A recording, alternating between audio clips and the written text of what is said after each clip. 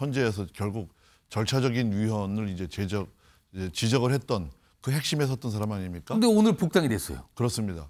그러고 또 김홍걸 의원 같은 경우에는 그 재산 축소 신고 의혹을 해서 자진 탈당을 그렇습니다. 했습니까? 그때 제명이 됐군요. 그러면 다음 순서는 윤미향 의원입니까? 근데 지금 총선 앞두고 사실은 탈당했다가 복당하는 사람도 되게 많이 있을 수 있거든요. 복당 절차가 그렇게 간단하지 않습니다. 1년, 2년 이내에 복당이 불어대는 경우가 굉장히 많았습니다.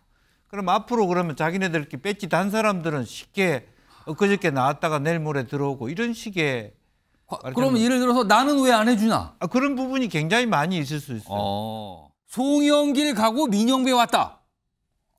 최근에 무슨 탈당, 복당 이 얘기 같군요. 민주당 내에서도 질타가 나오고 있다. 이런 내용입니다. 자, 그럼요. 오늘 이와 관련돼서요. 뭐 민주당 지도부 그리고 대변인 등등이 뭔가 설명을 좀 내놨거든요. 그 모습 확인해 보겠습니다. 민영배 의원이 오늘 민주당으로 복당합니다. 법무부 장관과 대통령실 등이 갑자기 반대하고 나서자 국민의힘이 손바닥 뒤집듯 합의를 뒤집는 유례없는 집권 세력의 몽리에 불가피하게 민 의원은 자신의 소신에 따라 탈당이라는 대의적 결단으로 입법에 동참했던 일이었습니다. 이제는 국민과 당원께 양해를 구하고 민 의원을 복당시키는 것이 책임지는 자세라고 판단합니다. 서울 김홍걸 의원하고요. 또 광주 광산구 의뢰 민영배 의원과 관련해서 중앙당 자격심사위원회에서 심의 의결을 했고 있습니다. 그래서 오늘 최고위원회에서 보고를 받고 의결을 했습니다. 김홍걸 의원, 그다음에 광산구 의뢰 민영배 의원은 복당을 허용하는 것으로 오늘 의결했다는 말씀드리겠습니다. 자, 박종희 전 의원님, 사실 민영배 의원 얼마 전에 헌법재판소에서 절차적 하자가 있다라고 지적받던 사안의 중심에 섰던 인물입니다. 이른바 꼼수 탈당, 위장 탈당이었어요. 그리고 여기에 더해서 오늘 복당시킨다. 사실 뭐 복당이 됐다고 좀 알려주고 있죠.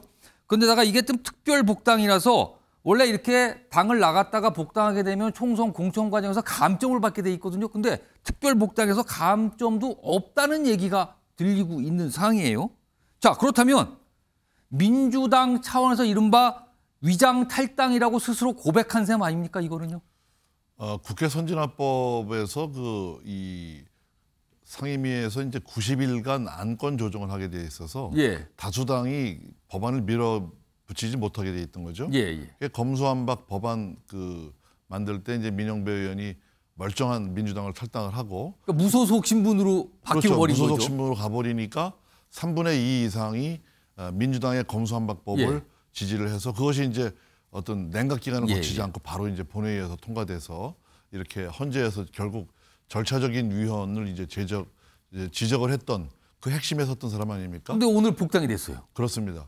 그러고 또 김홍걸 의원 같은 경우에는 그 재산 축소 신고 의혹을 해서 자진 탈당을 했습니까? 그때 제명이 됐군요.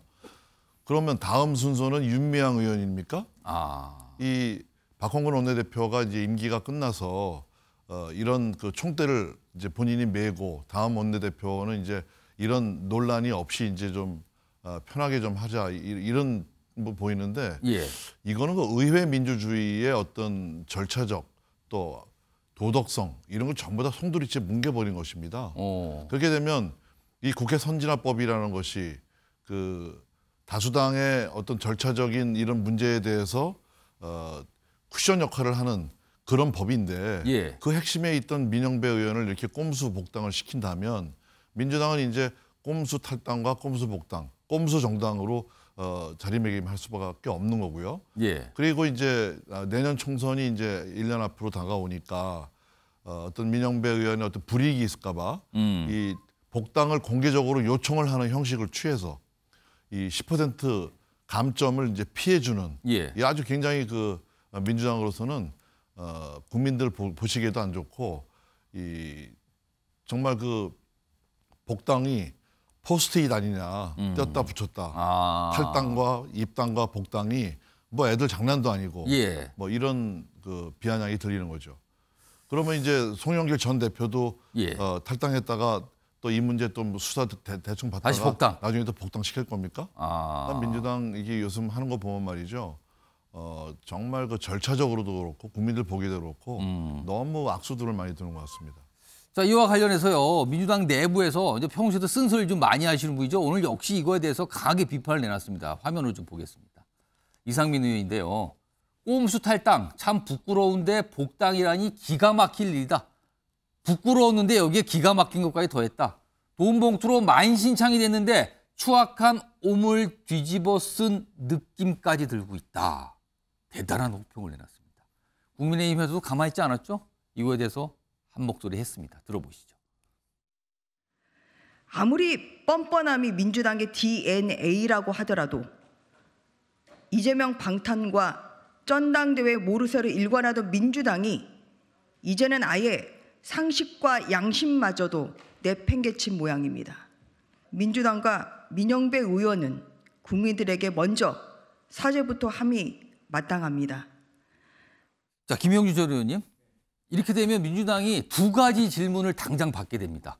오늘 박홍근 원내대표가 복당 결정을 얘기를 하면서 대의라는 얘기를 끊었어요. 대의. 큰 뜻을 위해서 이거 복당시키는 거라. 그럼 앞으로 이 대의만 있다면 이런 일이 계속 반복될 거냐는 질문이 안 나올 수가 없습니다. 첫 번째 질문이고요. 두 번째는요. 박종인 전 의원께서 얘기하셨어요. 그럼 앞으로 남은 건 윤미향 의원 하나 남은 거다. 어떻게 할 거냐? 여기도 역시 복당 아니냐? 이 두 가지 질문이 나옵니다. 어떻게 좀 답을 하실까요? 사실 매우 어려워졌습니다. 이 사태로 인해서. 예. 또 복당을 하더라도 그냥 페널티를 매고 아예 10% 감점을 유지하는 복당 정도로 했으면 그나마 그것도 아니에요, 지금요. 근데 지금 총선 앞두고 사실은 탈당했다가 복당하는 사람도 되게 많이 있을 수 있거든요.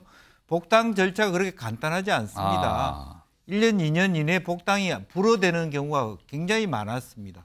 그럼 앞으로 그러면 자기네들끼리 배지 단 사람들은 쉽게 엊그저께 나왔다가 내일 모레 들어오고 이런 식의 그러면 예를 들어서 나는 왜 안 해주나? 그런 부분이 굉장히 많이 있을 수 있어요. 실제로 굉장히 복당 절차가 굉장히 까다롭다고 저는 알고 있거든요. 특히 총선 앞두면 상당히 많은 탈당했던 또 뭐 국민의힘이나 국민의당에 갔던 사람들도 복당하고 뭐 그런 일들이 비일비재할 텐데 전부 다 문호로 개방해 줄 수밖에 없고 그런 데 대한 페널티를 어떻게 물겠습니까? 그러니까 만약에 페널티 그걸 감사 그걸 면제 안 해주면 나는 소이냐 그럼? 그렇습니다. 그쪽만 대이고. 그러니까 뭐 원내 배지 또 하나의 특권이 되어버린 경우죠. 그래서 정말 물론 박홍근 원내대표가 본인이 했던 부분에 대해서 이게 또 책임지는 일이라고 얘기했어. 나는 그것도 말이 안 된다고 보는데 어쨌든 그런 비판을 각오하고 해서 어쩔 수 없습니다만은 지금 현재 우리 당이 해야 될 것은 지금 무슨 중앙당 자급심사위원 할 때가 아니고요. 돈봉투에 거명된 사람들을 불러 조사하는 자체 진상조사단을 먼저 꾸리는 게 국민에 대한 도리라고 생각해요. 근데 그거는 없잖아요, 지금.